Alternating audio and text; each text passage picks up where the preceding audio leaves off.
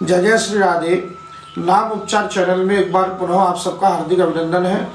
एक सज्जन ने WhatsApp message के माध्यम से अपना प्रश्न पूछा है कि उनके दाम्पत्य जीवन में पिछले 10 वर्षों से समस्या चल रही है, कलह चल रहा है और 3 वर्ष पहले शायद उनकी पत्नी ने उन पर कोर्ट कचहरी का मुकदमा कर दिया है।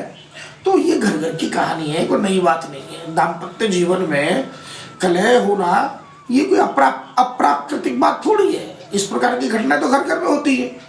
तो इनका ये कहना है कि क्या इस प्रकार की समस्या यदि किसी के जीवन में हो, जो कि प्राय हर घर में ऐसे देखने को प्राप्त होता है, तो क्या नाम उपचार के माध्यम से क्या इस समस्या का कोई समाधान प्राप्त किया जा सकता है। और हम बार बार आपसे निवेदन करते हैं कि इस जगत में, जड़ जगत में ऐसी कोई समस्या बनी ही नहीं जिसका समाधान भगवान नाम में न पाया जाता हो। ऐसी कोई विपत्ति, ऐसा कोई संकट आज तक बना ही नहीं है जिसका समाधान भगवान नाम जप के माध्यम से न प्राप्त हो। और दाम्पत्य जीवन, अच्छा ये भी हंसी की बात है कि दाम्पत्य जीवन में जब वो पति और पत्नी के मध्य का जो प्रेम प्रसंग है वो आत्यंतिक एकांतिक होता है। किंतु प्राय देखने को मिलता है, बड़ा हास्यास्पद विषय, कि जब आपस में कलह करते हैं तो उसमें पूरे मोहल्ले को और पूरे सड़क में और पूरे नातेदार रिश्तेदार सबको शामिल कर लिया जाता है कि भैया हमारी उन आत्यंतिक निजी जीवन की बातें आप भी सुनो। तो कलह यदि घटता भी होगा तो आपको समाज के लोग, रिश्तेदार के लोग, अगल बगल के आपके मित्र लोग, वो तो चटकारे ले लेकर आनंद लेंगे। तो बजाय कलह घटने की कलह और बढ़ जाता है। देखिए, शांत मन से दाम्पत्य जीवन के जो कलह है उसका यदि समाधान आपको देखना है तो मुझे लगता है कि भगवान शंकर और माता पार्वती के जीवन से इतना सुंदर और मधुर दाम्पत्य जीवन का उदाहरण आपको समग्र विश्व में नहीं मिलेगा। और वैष्णव आनम यथा शंभु, भगवान शंकर से बड़ा वैष्णव इस पृथ्वी में कोई और है ही नहीं। आइए भगवान शंकर के दृष्टांत के माध्यम से हम आपका इसका समाधान बता रहे हैं। नाम मैं अवश्य बताऊंगा कि कौन सा नाम जपने से दाम्पत्य जीवन में मधुर संबंध होगा अथवा इस समस्या का समाधान होगा। पहले उससे पहले आप एक दृष्टांत समझ लीजिए। एक बार क्या हुआ, समुद्र मंथन हुआ, ये सब जानते ही हैं।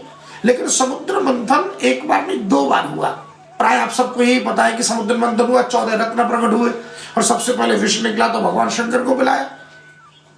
लेकिन एक समुद्र मंथन इससे पूर्व में भी हुआ और वाल्मीकि रामायण में उसका बड़ा सुंदर वर्णन है। लेकिन वो समुद्र ये स्थूल समुद्र नहीं, बोले वेद रूपी समुद्र, शास्त्र रूपी समुद्र का मंथन हुआ। जब वेद रूपी शास्त्र का मंथन किया गया, वेदों का मंथन किया गया, ऋषियों ने, मुनियों ने, देवताओं ने मिलकर जब मंथन किया तो कहते उसमें से अनेक श्लोक प्रकट हुए, लाखों करोड़ों श्लोक प्रकट हुए और सबने अपने अपने अधिकार के अनुरूप बांट लिए। कहते कि जब समग्र शास्त्रों का मंथन हो चुका तो अंत में केवल 2 अक्षर बचे, एक रा और एक मौ। अब सबने तो बांट दिए थे श्लोक, अब ये अक्षरों को कौन ले। तो कहता भगवान शंकर ने कहा कि भैया सारे श्लोक आप रख लीजिए और ये दोनों अक्षर मुझे दे दीजिए। कहता भगवान शंकर ने उसी दिन उन दोनों अक्षरों को यानी रा और मा को अपने कंठ का हार बना लिया, जिसका प्रमाण स्वरूप श्लोक भी है कि श्रीमद शंभु मुखेन्दु सुंदर वरे संशोभितम सर्वदा धन्यास्ते कृतिनः पिबन्ति सततम श्री राम नामामृतम। कहते हैं उस दिन से भगवान शंकर इस सततम राम नामामृतम, निरंतर उस राम नाम के अमृत का पान कर रहे। तो जिस समय समुद्र का मंथन हुआ देवता और राक्षसों ने मिलकर, और जब कालकूट विष प्रकट हुआ तो उस समय ये निर्णय लिया ये विष किसको दिया जाए। तो भगवान विष्णु ने सुझाया कि भैया जिसने पहले अमृत का पान किया हो, क्योंकि सततम श्री राम नामामृतम, जिसने राम नाम का अमृत पहले पिया हो, तो जो पहले एक बार अमृत पी चुका हो, तो इस बार जब समुद्र मंथन हो इस बार ये विष भी उन्हीं को दिया जाए ताकि अमृत उनके पास है और इस विष का प्रभाव उनको होगा नहीं। कहते हैं कि उस दिन से भगवान शंकर नीलकंठ महादेव हो गए और वो विश्राम की स्थिति में आ गए, क्योंकि विष तो पहले से ही, राम तो पहले से थे और अब विष और आ गया। तो भगवान शंकर को क्या मिल गया? विश्राम। कहते हैं एक बार भगवान शंकर संध्या वंदन से उठकर जब भोजन की तैयारी में बैठे थे, तो माता उस समय विष्णु सहस्त्र नाम का पाठ कर रही थी। तो भगवान शंकर ने कहा, देवी मुझे भोजन परोसो। तो पार्वती ने कहा, भगवान अभी आती हूँ, बस ये मैं गोपाल सहस्त्र नाम, विष्णु सहस्त्र नाम पूर्ण कर लूँ। तो उस समय मुस्कुराते हुए कहा, अरे पगली, तुम्हें सहस्त्र नाम पढ़ने की आवश्यकता क्या है?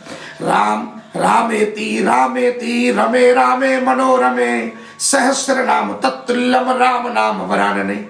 अरे पगली, सहस्त्र नाम तत्तुल्यम और 1000 नाम की बराबरी, केवल एक बार श्रद्धा से तुम एक बार राम का नाम लो और आ जाओ और मुझे भोजन परोसो, मेरे साथ भोजन करो।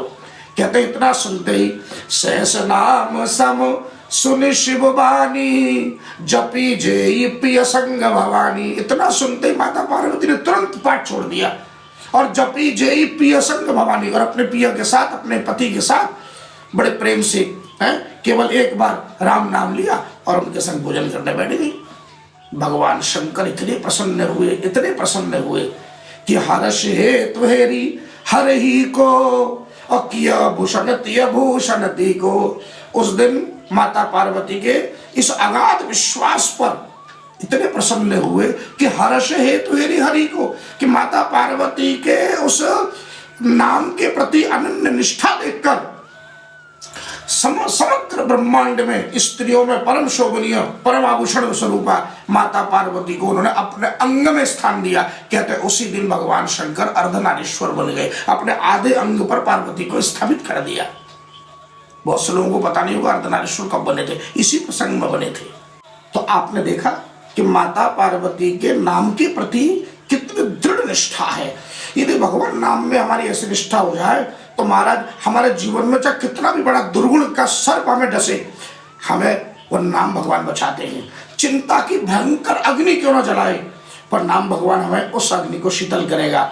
और अहंकार के पर्वत से कितना भी नीचे गिरो लेकिन आपको चोट नहीं लगेगी। आपको पता है भक्त प्रहलाद को जब अग्नि के बीच में डाला तो प्रहलाद मुस्कुरा के अपने पिता से कहता है कि राम नाम जपतम कुतो भयम सर्वताप समने कवेशयम, कि पिताजी मैं प्रभु का नाम जपता हूं इसलिए मुझे कोई भय नहीं।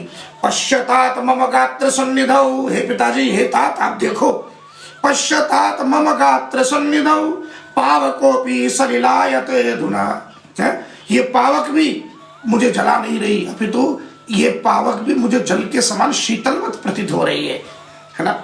इसलिए भगवद गीता में इतना सुंदर सरल हमें बताया। मुझे भगवद गीता का ना ये समाधान जो आपके इस प्रश्न का उत्तर है, भगवद गीता के 8वें अध्याय का 7वां श्लोक है, तस्मात् सर्वेषु कालेषु मां मनुस्मर युद्ध च। भगवान कहते हैं जीवन में कितने भी बड़ा संकट हो, विपत्ति हो, दुख हो, कलह हो, कोर्ट कचहरी कुछ भी हो, पर यदि तस्मात् सर्वेषु कालेषु मां मनुस्मर, पहले मेरा स्मरण कर और युद्ध भी कर। यह युद्ध का तात्पर्य होता है कर्तव्य करो। अरे भाई अगर कोर्ट कचहरी कोई कर रहा है वो ठीक है, आप उसका जवाब दीजिए, लेकिन यदि आप आर्त भाव से दोनों हाथ उठाकर अपने घर में जो मंदिर बना है उस ठाकुर के चरणों में यदि आप दंडवत प्रणाम करके, और मैं प्राय कहता हूँ कि 3 घंटा 35 मिनट यदि आप नाम जपते हैं तो आपका जो प्रश्न है कि क्या महाराज पारिवारिक कलह को दूर करने का भी कोई नाम मंत्र है, अवश्य, क्यों ना। गोपाल सहस्त्र नाम में एक नाम है ओम कल्की भगवते वासुदेवाय नमो। जिस घर में कली की छाया पड़ जाए, यानी कली आपने बताना चार दुर्गुणों में कली का निवास होता है, चाहे वो मदिरा हो, चाहे जुआ हो, चाहे व्यभिचार हो, चाहे हिंसावृत्ति हो। तो ये चारों जिस घर में महाराज होते हैं वहां कलियुग अपना कुंडली मार के बैठता है और कलह होता ही होता है। तो उस कली के प्रभाव को नष्ट करने के लिए नारायण का ये जो नाम है ओम कल्की भगवते वासुदेवाय नमः, इससे पूर्व एक बीज मैं कई बार पहले बता चुका हूँ, अच्युतानंत गोविंदा अच्युताय नमो, अनंताय नमो, कल्की भगवते वासुदेवाय नमः। इस प्रकार तीनों नाम एक साथ मिलकर यदि आप जपें, और नाम जपते हुए आपको शुरू में ओम लगाने की आवश्यकता नहीं है, क्योंकि चलते फिरते उठते बैठते आप जपोगे, तो इसलिए केवल नाम का आश्रय लें। और ये नाम तब परिपूर्ण रूप से काम करता है जब किसी गुरुमुखी श्रवण करे, किसी के माध्यम से हम श्रवण करें। और गुरुमुखी श्रवण करने के लिए हम आपसे निवेदन करते हैं कि भैया आप अपने घर से किसी रजिस्टर पर, कॉपी पर 540 बार महामंत्र लिखकर हमें भेज दीजिए। हम 24 घंटे से पहले आपको स्वयं फोन करके ये नाम बता देते हैं। तो मेरा यही आपसे निवेदन है कि आपके जीवन में इस प्रकार का कोई दाम्पत्य जीवन से जुड़ा हुआ कोई कलह हो तो आप नाम का आश्रय लीजिए और आनंद से रहिए। जय जय श्री राधे।